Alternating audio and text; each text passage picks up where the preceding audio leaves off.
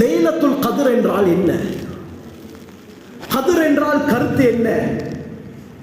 கண்ணியமானவர்களே, அல்லாஹ் சுப்ஹானஹு வ தஆலா குர்ஆனில் இன்னா அன்ஸல்னாஹு ஃபீ லைலத்தில் கத்ர், இந்த குர்ஆனை நாங்கள் கத்ருடைய இரவிலே இறக்கி வைத்தோம் என்று கூறுகிறார். அருமையானவர்களே, கத்ர் என்ற வார்த்தைக்கு, அதாவது இந்த லைலத்துல் கத்ர் என்பதற்கு 4 கருத்துகள் குறிப்பிடப்பட்டிருக்கிறது. இமாம் ஹாஸின் ரஹ்மத்துல்லாஹி அலைஹி தங்களுடைய தஃப்சீர்ல சொல்றாங்க, ஏன் இந்த இரவுக்கு கத்ருடைய இரவு என்று சொல்லப்படுகிறது? எப்படியாப்பட்ட இரவு? பின்னால் அதனுடைய சிறப்புகளை பார்ப்போம். கண்ணியமானவர்களே, ஏன் அல்லாஹ் சுப்ஹானஹு வ தஆலா இந்த கண்ணியமான இரவுக்கு லைலத்துல் கத்ர் என்று பெயர் வைத்தார்? முதலாவது காரணம் என்ன தெரியுமா?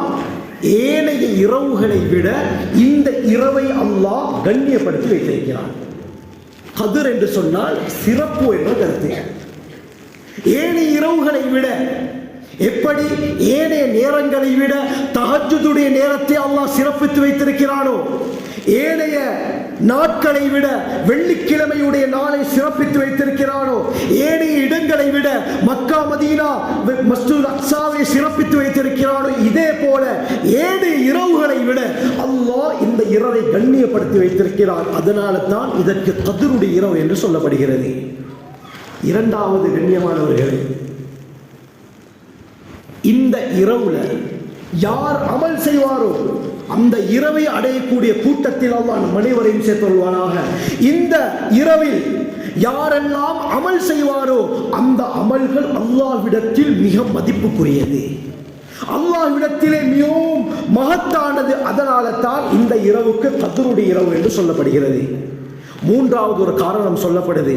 கத்ர் என்று சொன்னால் அரபியில இன்னொரு கருத்து இருக்கு, நிர்ணயித்தல், முடிவெடுத்தல் என்ற கருத்து இருக்குது. உலமாக்கள் சொல்றாங்க, இந்த கத்ருடைய இரவுல தான் அல்லாஹ் மனிதனுடைய வாழ்வாதாரத்தை நிர்ணயிக்கிறான்.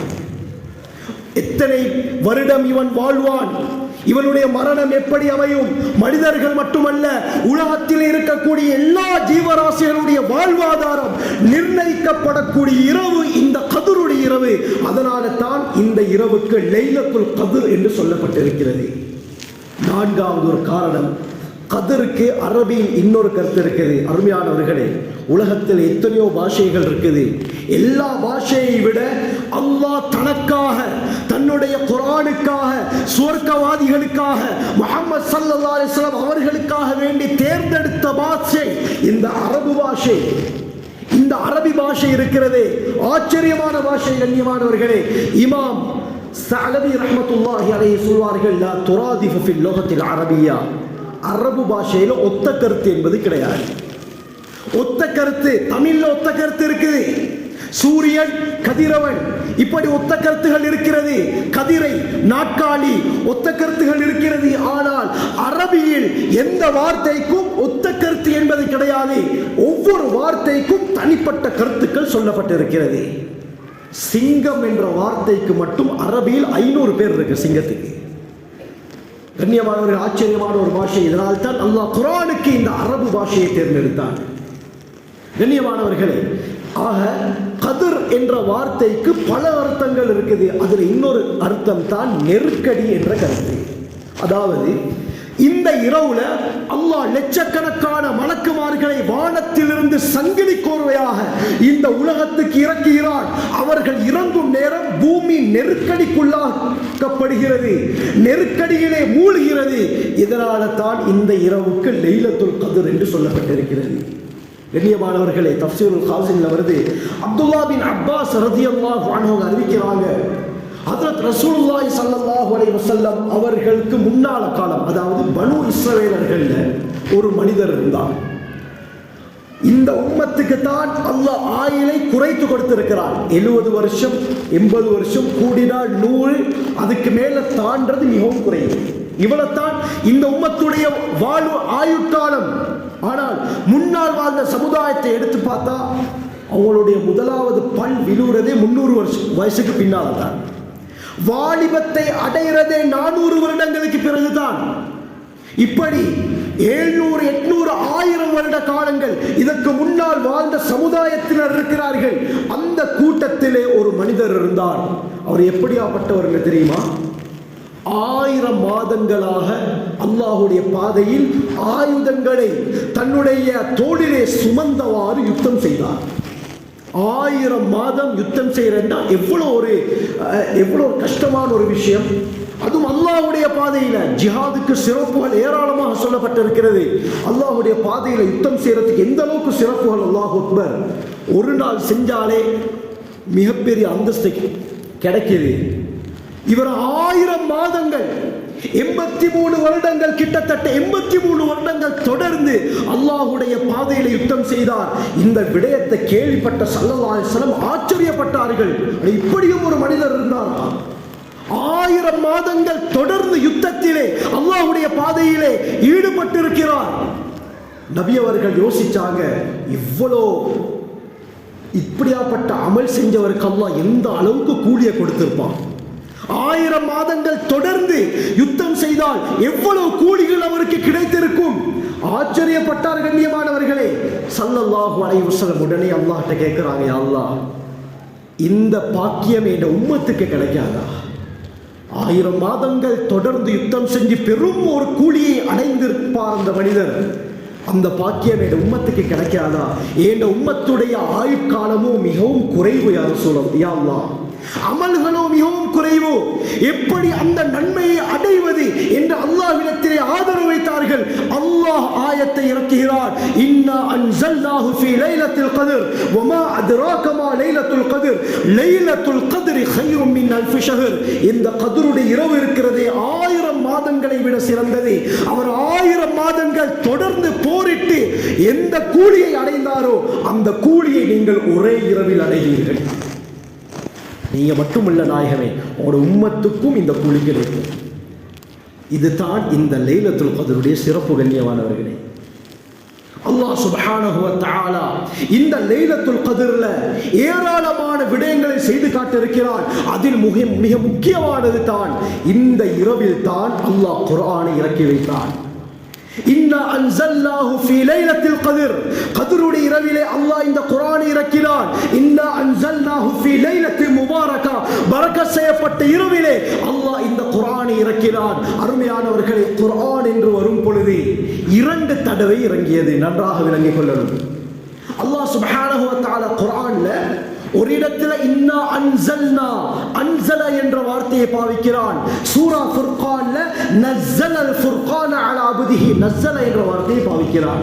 கண்ணியமானவர்களே, குர்ஆன்ல இன்னா அன்ஸல்னா, நாங்கள் குர்ஆனை இறக்கி வைத்தோம் என்று எங்கெல்லாம் குறிப்பிடுகிறானோ அதற்கு நாட்டம் என்னன்னா, கத்ருடைய இரவுல லவ்ஹுல் மஹ்ஃபூலில் இருந்து முதலாவது வானத்துக்கு அல்லாஹ் முழு குர்ஆனையும் இறக்கி வைத்தான். இதுதான் கத்ருடைய இரவுல நடந்தது. லவ்ஹுல் மஹ்ஃபூல், மஹ்ஃபூல் என்ற பலகையிலிருந்து முழு குர்ஆனையும் 30 ஜுஸுக்கள், 6236 ஆயத்துக்கள், 114 சூறாக்கள், 7 மஞ்சில்கள் எல்லாமே ஒட்டுமொத்தமாக இறக்கி வைக்கப்பட்ட இரவு இந்த கத்ருடைய இரவு. அதெல்லாம் எங்க இறக்கிறான்? முஹம்மது ஸல்லல்லாஹு அலைஹி வஸல்லம் அவர்களுக்கு இறக்கல்ல, முதலாவது வானத்துக்கு அல்லாஹ் இறக்கிறான். ஒட்டுமொத்தமாக அரபியில் நான் ஆரம்பத்தில் சொன்ன மாதிரி அரபு பாஷை ஒரு ஆச்சரியமான பாஷை. அன்ஸல என்று சொன்னால் உலமாக்கள் சொல்வார்கள் ஒரேடியாக இறக்குதல். இன்னா அன்ஸல்னாஹு ஃபீ லைலத்துல் கத்ர். கத்ருடைய இரவிலே இந்த குர்ஆனை ஒரேடியாக நாங்கள் இறக்கி வைத்தோம் என்றால் முதலாவது வானத்துக்கு பைத்துல் இஸ்ஸா என்ற இடத்திற்கு அல்லாஹ் அனுப்பி வைத்தான். சூரா ஃபுர்கான் அல்லாஹ் குறிப்பிடுகிறான், தபாரக்கல்லதி நஸ்ஸலல் ஃபுர்கான அலா அப்திஹி. அல்லாஹ் தன்னுடைய அடியாரின் மீது குர்ஆனை, அங்கே நஸ்ஸல என்ற வார்த்தை வருகிறது. அன்ஸலைக்கும் நஸ்ஸலைக்கும் வித்தியாசம் இருக்குது. அன்ஸல என்றால் ஒரேடியாக இறங்குவது, நஸ்ஸல என்று சொன்னால் கொஞ்சம் கொஞ்சமாக இறங்குவது. நஸ்ஸலல் ஃபுர்கான அலா அப்திஹி. அல்லாஹ் தன்னுடைய அடியாரின் மீது இந்த குர்ஆனை கொஞ்சம் கொஞ்சமாக இறக்கி வைத்தான். எப்படி இறக்கினான்? 23 வருட காலங்கள் ஸல்லல்லாஹு அலைஹி வஸல்லம் அவர்களுக்கு குர்ஆன் இறங்கிக் கொண்டே இருந்தது. சில நேரத்தில் ஒரு ஆயத்து இறங்கியது, சில நேரத்திலே ஒரு சூரா, சூரா ஃபாத்திஹா 2 தடவை இறக்கப்பட்ட சூரா. இதே போல சூரா அன்ஆமை ஹஜ்ரத் ஜிப்ரீல் அலைஹிஸ்ஸலாம் இறக்குகிறார்கள். 70000 மலக்குமார்கள் ஜிப்ரீல் அலைஹிஸ்ஸலாம் அவர்களோடு அந்த சூராவை இறக்குவதற்காக உலகத்தில் இறங்கினார்கள். சில நேரத்தில் 5 சூரா 10 சூரா இப்படி நபி அவர்களுடைய தேவைக்கேற்ப 23 வருட காலங்கள் அல்லாஹ் சுப்ஹானஹு வ தஆலா குர்ஆனை இறக்கிக் கொண்டே இருந்தார். ஆக கத்ருடைய இரவுல குர்ஆன் இறக்கப்பட்டது லவ்ஹுல் மஹ்ஃபூல்ல இருந்து முதலாவது வானத்துக்கு. இதைத்தான் அல்லாஹ் குர்ஆன்ல தெளிவுபடுத்துகிறார். ஆக கண்ணியமானவர்களே, இந்த கத்ருடைய இரவு இருக்குது. ஸல்லல்லாஹு அலைஹி வஸல்லம் சொன்னார்கள், பைஹக்கியுடைய ரிவாயத் வருது, யார் இந்த லைலத்துல் கத்ரை இழந்து விட்டாரோ எல்லா நலவுகளையும் அவர் இழந்து விட்டார் என்று ஸல்லல்லாஹு அலைஹி வஸல்லம் சொன்னார். இந்த சந்தர்ப்பத்தில் கண்ணியமானவர்களே, நபி அவர்கள் சொன்னார்கள், இல்தமிசு ஃபி அஷ்ரில் அவாஹிர் மின் ரமதான். சஹீஹ் முஸ்லிமுடைய ரிவாயத், ரமதானுடைய கடைசி பத்திலே இந்த லைலத்துல் கத்ரை தேடிக்கொள்ளுங்கள். ஒற்றைப்படை இரவு 21, 23, 25, 27, 29 இந்த 5 நாட்களில் ஒரு இரவு தான் கத்ருடைய இரவு. கண்ணியமானவர்களே, சரியாக பார்த்தால் கடைசி 10 நாங்கள் அமல்கள் மூலமாக ஹயாத்தாக்க வேண்டும். சில பல அறிகுறிகள் அடையாளங்கள் மார்க்க அறிஞர்களுடைய கருத்தை வைத்து 21ஆம் இரவும் 27ஆம் இரவும் அமல்கள் மூலமாக ஹயாத்தாக்கப்படுது. நபி அவர்கள் சொல்வதற்காக வந்தார்கள். இந்த கத்ருடைய சிறப்பை எப்ப டேட்டை சொல்வதற்காக வந்தார்கள். 2 மனிதர்கள் சண்டை பிடித்ததின் காரணமாக நபி அவர்களுக்கு அது மறக்கடிக்கப்பட்டு விட்டது. நபி அவங்க சொன்னாங்க, இதுவும் ஒரு நலவாகத்தான் இருக்கும். காரணம் என்ன? இந்த டேட்ல தான் கத்ருடைய இரவு வரும் என்று குறிப்பாக சொல்லியிருந்தால் அன்றைய டேட்ல மட்டும் மஸ்ஜித் ஃபுல்லாக இருக்கும். அன்றைய டேட்ல மட்டும் மக்கள் அமல் செய்வார்கள். மற்ற நாட்கள்ல அமல்கள் நடக்காது. இன்று 21, சில உலமாக்களுடைய கருத்துப்படி இன்று லைலத்துல் கத்ராக இருக்கலாம். இதனால நாங்கள் ஒன்று கூடி இருக்கிறோம். இந்த கிரவுட் நேத்து இருந்ததா கண்ணியமானவர்களே? இல்ல, நாளை இருக்குமா சொல்ல முடியாது. ஆக ஸல்லல்லாஹு அலைஹி வஸல்லம் அவர்களுக்கு மறக்கடிக்கப்பட்டதும் ஒரு நலவு தான்.